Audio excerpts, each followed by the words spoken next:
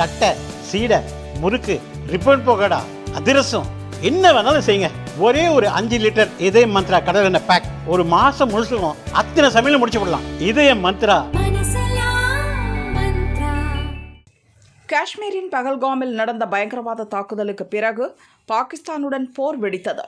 பயங்கரவாதிகளின் முகாம்களையும் பாகிஸ்தானின் 11 இராணுவ தளங்களையும் இந்தியா தகர்த்தது. இந்த போருக்கு பிறகு காஷ்மீரில் உச்சக்கட்ட பாதுகாப்பு போடப்பட்டிருக்கிறது. தினமும் பயங்கரவாதிகளை தேடும் வேட்டை நடக்கிறது.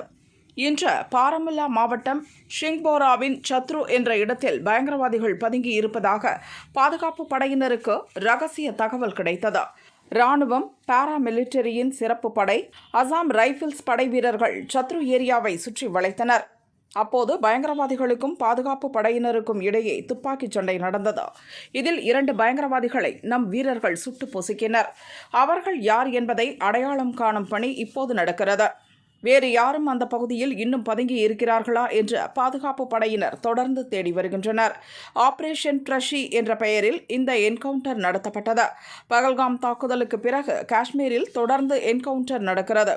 இதுவரை ஜெய்ஷ்-இ-முகமது, லஷ்கர்-இ-தாய்பா பயங்கரவாதிகள் 8 பேர் கொல்லப்பட்டிருப்பது குறிப்பிடத்தக்கது.